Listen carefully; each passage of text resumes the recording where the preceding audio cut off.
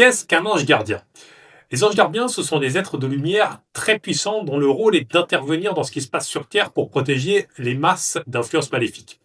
Ils agissent au niveau collectif pour le bien de la Terre et de ses habitants. Parfois, ils agissent aussi au niveau individuel pour protéger certaines personnes qui ont ou qui peuvent avoir une influence positive sur beaucoup de monde dans le futur. Donc ça reste une intervention au niveau collectif, mais indirecte. Il y a en permanence une guerre dans l'invisible entre la lumière et l'ombre qui impacte directement les événements sur Terre.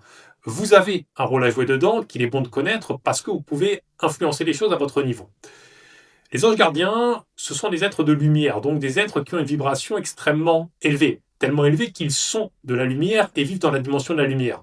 Ils n'ont jamais été incarnés sur Terre. Dans la dimension de la lumière, il y a beaucoup d'autres êtres de lumière qui ont tous leurs activités.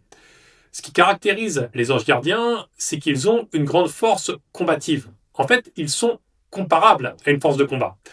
Ils ne sont pas seulement de la lumière, donc une énergie très élevée et très subtile. Ils ont aussi un enracinement très solide et ça fait qu'ils sont très forts, très costauds et ils ont un pouvoir de protection. Ils peuvent intervenir dans le monde physique. Malgré leur puissance, les anges gardiens ne réussissent pas toujours leurs interventions. On va vous expliquer ce que vous pouvez faire pour les y aider.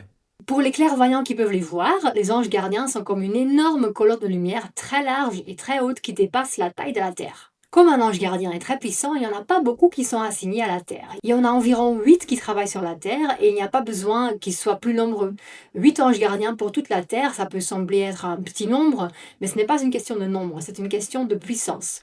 Ce sont des colonnes de lumière aux dimensions colossales et ça fait qu'elles peuvent agir sur des zones très vastes avec beaucoup de force. On fait souvent référence aux anges gardiens en parlant des archanges.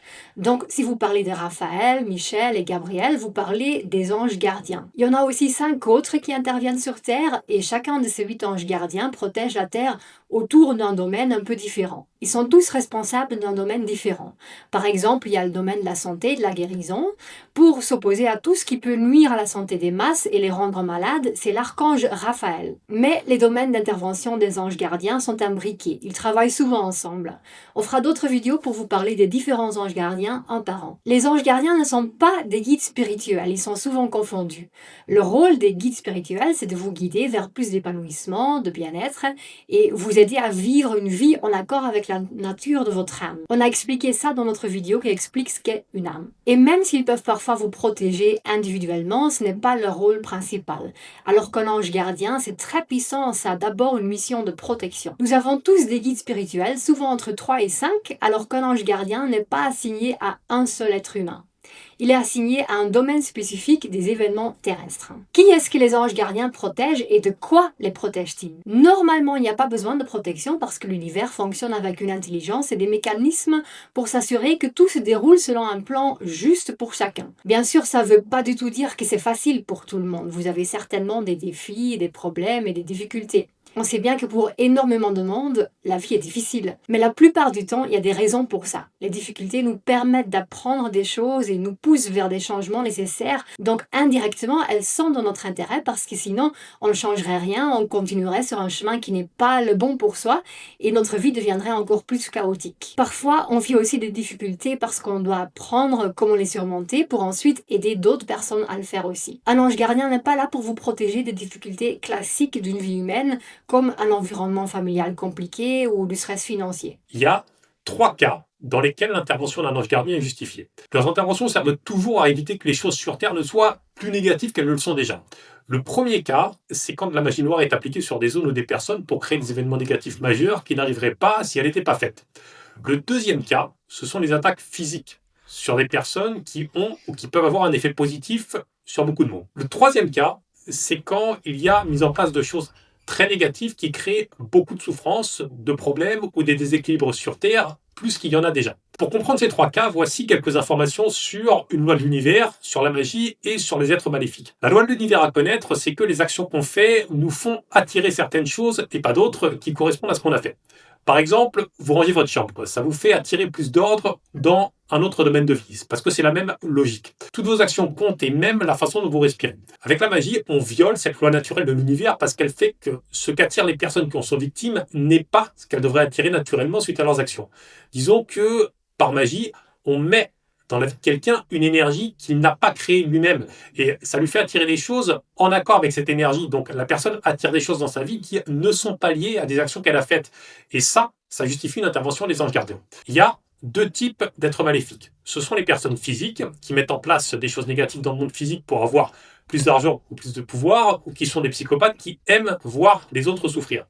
L'autre type, ce sont des esprits de l'ombre ou des démons. Et leur but principal, c'est de créer le plus de souffrance possible sur Terre parce que ça crée de l'ombre. Plus il y a d'ombre, plus elles ont de pouvoir. Plus il y a de lumière, moins elles ont de pouvoir et c'est même leur existence qui est menacée. Parce que plus il y a de lumière, plus les êtres maléfiques deviennent faibles face aux anges gardiens. On détaille les 3 cas d'intervention des anges gardiens, un par an. Donc on a dit le premier cas qui justifie l'intervention d'un ange gardien, c'est quand de la magie noire est appliquée sur des zones ou des personnes pour créer des événements négatifs majeurs qui n'arriveraient donc pas si elles n'étaient pas faites. La magie, ça a principalement pour but le contrôle des choses. On peut manipuler la réalité avec la magie. Par magie noire, on peut faire se produire des mauvaises choses qui ne sont pas le résultat des lois naturelles. Par exemple, au-dessus de certains quartiers ou endroits, on peut mettre des esprits de meurtre ou d'accident et ça en fait se produire dans la zone.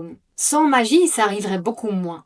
On peut aussi en mettre sur des pays entiers et ça rend la vie de beaucoup de monde plus difficile qu'elle ne devrait être. Ce qu'on peut aussi faire avec la magie noire, c'est faire se produire des catastrophes naturelles comme des sécheresses, des tornades ou des inondations. Et ça fait beaucoup de mal à beaucoup de monde, donc ça génère beaucoup d'énergie négative qui permet aux êtres qui en ont besoin de continuer d'exister. Un ange gardien peut intervenir pour éviter des choses comme ça. Si c'est de la magie noire qui est faite sur une personne individuelle, pour qu'un ange gardien intervienne, il faut qu'elle puisse mener à un événement négatif majeur dans la vie de la personne, comme mourir, perdre un enfant, être gravement accidenté ou malade. Si de la magie noire est faite sur une personne, ça ne déclenche pas automatiquement l'intervention d'un ange gardien. La personne peut l'avoir attiré sur elle, comme en ayant elle-même fait de la magie noire, avec des conséquences graves sur quelqu'un dans cette vie ou dans une autre, elle attire la même chose sur elle, c'est un effet des lois de l'univers. Alors dans ce cas-là, un ange gardien n'intervient pas. Le deuxième cas, ce sont les attaques physiques par des forces maléfiques sur les personnes qui ont ou qui peuvent avoir un impact positif sur les masses. Une personne qui fait beaucoup de bien à grande échelle ou qui pourrait en faire dans le futur peut être une cible pour des forces du mal. Elle peut être tellement une cible qu'elle n'a aucune chance de rester en vie ou de faire son travail positif pour les masses. Le camp d'en face peut contrôler des personnes qui sont déjà dans l'ombre pour leur faire le sale boulot. C'est là qu'un ange gardien peut intervenir. Ça peut être des bons présidents, des ministres, des scientifiques ou même des artistes qui font des choses qui ont ou qui peuvent avoir une influence positive sur beaucoup de monde. Si ces gens mouraient prématurément, ça aurait des conséquences négatives sur beaucoup de monde et sur Terre, ça se passerait moins bien que ça ne le devrait. Donc, un ange gardien peut intervenir. Le troisième cas, c'est la mise en place de choses très négatives qui créent des problèmes pour beaucoup de monde sur Terre.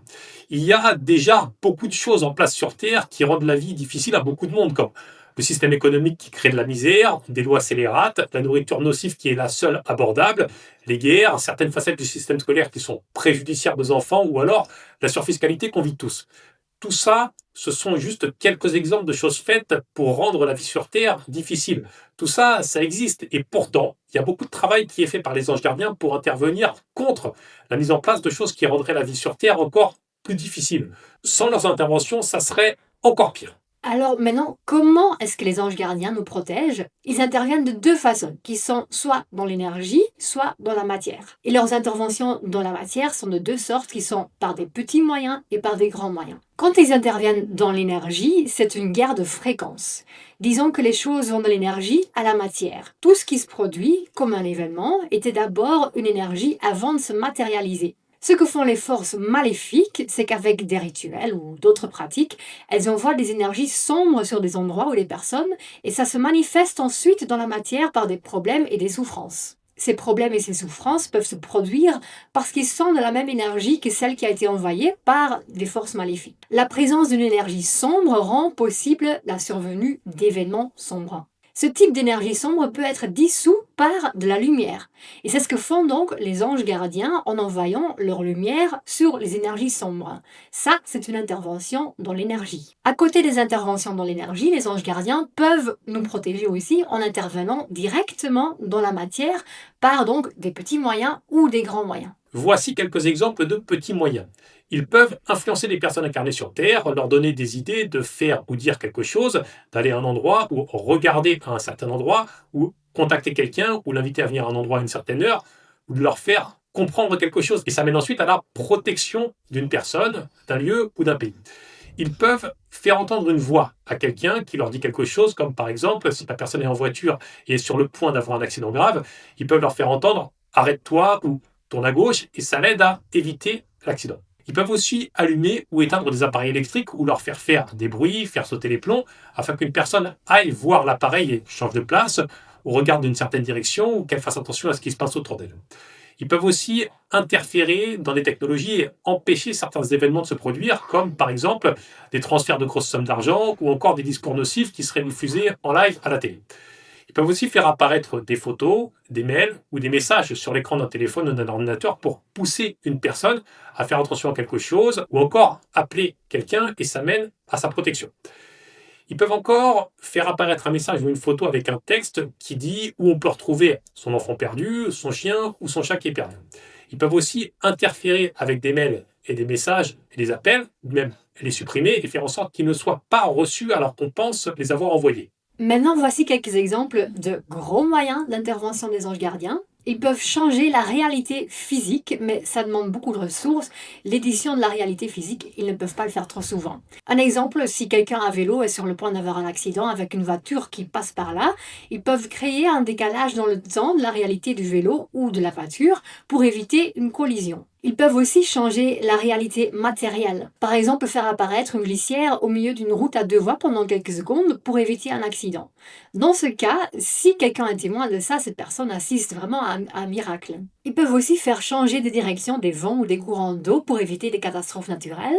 Ils peuvent aussi prendre le contrôle de quelqu'un temporairement pour lui faire ou dire quelque chose, ou l'empêcher de faire ou dire quelque chose, ou l'empêcher de bouger, l'immobiliser quelques instants, ou l'endormir, lui faire perdre conscience, ce qui mènera à la protection de quelqu'un, d'un lieu ou d'un pays. Puis, ils peuvent aussi créer une personne qui n'existe pas vraiment, qui apparaît quelque part temporairement, comme dans un endroit dangereux par exemple, et cette personne qui existe temporairement s'adresse alors à la personne qui a besoin d'être protégée, et faire en sorte qu'elle n'aille pas quelque part, qu'elle quitte un bâtiment ou qu'elle n'aille pas voir quelqu'un qui lui veut du mal. Ensuite, ils peuvent ranimer une personne ou un animal qui est en train de mourir ou qui vient de mourir peu de temps après, donc 2 à 3 minutes après maximum, et annuler les effets de manque d'oxygène dans le cerveau et dans le corps. Ils peuvent arrêter ou ralentir des balles ou les faire changer de direction pour éviter qu'elles ne touchent quelqu'un. C'est ce qui est arrivé d'ailleurs à Pierre Jovanovic. Ils peuvent aussi créer un dysfonctionnement sur l'arme ou le bouton qui commande une bombe. Ils peuvent protéger des personnes pour qu'une balle ou une autre arme qui les touche ne les blesse pas et la traverse comme si la personne était gazeuse, ou les protéger lors d'un accident de voiture. L'accident a lieu, mais la personne n'est que peu ou pas du tout blessée. Ils peuvent aussi neutraliser du poison ou le mettre dans une bulle afin de l'empêcher de toucher son environnement. Dans leur façon d'intervenir, ils ne vont pas seulement neutraliser des actions négatives de forces maléfiques. Ils mettent aussi en place des choses positives qui neutralisent indirectement ces choses négatives. Mettre en place des choses positives est fait de la même façon que de neutraliser ces choses négatives. Ce qu'il faut bien comprendre, c'est que les anges gardiens ne réussissent pas toujours leurs interventions. Les forces maléfiques peuvent mettre des protections sur leurs sortilèges et sur leurs attaques pour les protéger de la lumière. Ça fait qu'il faut beaucoup de puissance aux anges gardiens pour dissoudre tout ça. En plus, les anges gardiens sont eux-mêmes attaqués en permanence par le côté obscur. Ça sert à compliquer leurs interventions. C'est vraiment un combat entre l'ombre et la lumière. Il est possible d'aider les anges gardiens à réussir dans leur mission de protection des masses et de vous. Donc, voyons maintenant comment vous pouvez aider les anges gardiens à vous protéger, vous et les masses. Pour qu'un ange gardien puisse intervenir, il faut qu'il y ait de la lumière. Ils agissent par la lumière. La lumière qu'ils envoient doit se mélanger à celle qui est présente sur Terre. Leurs interventions sont comme ça. Il faut qu'il y ait mélange. Plus il y a de lumière dans le monde, plus la lumière des anges gardiens a une accroche pour faire son travail sur Terre. S'il n'y avait pas de lumière du tout sur Terre, ils ne pourraient pas faire leur travail. Et plus il y a de lumière, moins c'est facile pour les forces maléfiques de faire leur travail de l'ombre. Pour aider les anges gardiens à agir, vous devez faire entrer le plus de lumière possible en vous et dans votre vie. Plus il y a de personnes lumineuses sur Terre, plus les anges gardiens peuvent intervenir où ils le veulent. C'est pour ça qu'il est important qu'il y ait beaucoup de personnes lumineuses pour leur permettre d'agir, et vous pouvez donc les aider. Si vous êtes lumineux, en plus de contribuer à la protection des masses, vous les aidez à vous protéger vous aussi en cas de besoin. La phrase qui dit « votre aura vous protège » contient un peu de vérité quand même. Plus vous êtes lumineux, moins vous êtes vulnérable à ce qu'il y a de sombre. Ça peut moins s'accrocher à vous en fait. Voici quelques pratiques qui augmentent votre vibration et qui vous rendent plus lumineux. Avoir une bonne hygiène de vie, parce qu'un corps en bonne santé est le socle, la base d'une vibration élevée. Faire entrer le plus de lumière possible chez vous, dans votre maison ou votre appartement. Toujours bien ouvrir les rideaux de toutes les fenêtres et souvent aérer. Aller souvent dehors à la lumière du jour. Créer de la beauté ou mettre de la beauté autour de vous, ce sont des vibrations élevées, plus proches de la lumière. Chanter, jouer de la musique ou écouter de la belle musique. Cultiver de l'amour, aimer vos proches, vous entourer de personnes positives qui vous donnent l'amour et qui vous traitent bien. Le sens de l'humour, rire. Vous guérir de vos blessures émotionnelles car elles baissent votre vibration et donc votre lumière. Faire quelque chose d'utile dans le monde avec vos talents à vous, qui apportent quelque chose de positif. Et vous épanouir en lien avec la nature de qui vous êtes, de votre âme. Gagner de l'argent, avoir une situation financière solide pour se sentir serein. Et profiter de la vie, ça donne des émotions positives et ça détend le corps. Ça donne des vibrations élevées. Les défunts et les guides spirituels peuvent aussi nous aider et nous protéger jusqu'à un certain niveau seulement par les petits moyens utilisés par les anges gardiens. Les défunts et les guides spirituels ne peuvent pas utiliser les grands moyens mentionnés. Ils font ça quand ils peuvent le faire eux-mêmes et que l'intervention d'un ange gardien n'est pas nécessaire. Au niveau individuel, ce sont d'abord les guides spirituels qui nous aident. Et seulement s'ils n'ont pas assez de pouvoir pour nous protéger, que l'intervention d'un ange gardien est nécessaire, un ange gardien nous viendra en aide. Autre chose qui peut arriver, c'est que les guides ou les défunts protègent quelqu'un de la mort, d'un accident grave ou d'un autre danger pour l'ouvrir à la conscience de l'invisible. Dans ce cas, c'est un danger qui n'est pas vraiment présent et qui fait partie d'un plan pour ouvrir l'esprit de quelqu'un. Par exemple, vous arrivez à un carrefour et vous entendez une voix qui vous dit « arrête-toi ». Vous vous arrêtez et une voiture coupe le carrefour à toute vitesse. Si vous aviez continué d'avancer, vous auriez été percuté. Ce type d'expérience fait partie du chemin d'ouverture spirituelle et de prise de conscience de l'invisible. C'est une ouverture par choc. Voilà, on espère vous avoir éclairé sur ce que sont les anges gardiens. Si vous pensiez que ce sont des anges tout doux avec des ailes sur un nuage, vous vous trompiez. Ils sont une véritable force de combat à laquelle nous devons beaucoup de gratitude. C'est ce que nous voulions vous partager aujourd'hui. On vous dit à bientôt pour une autre vidéo. Au revoir.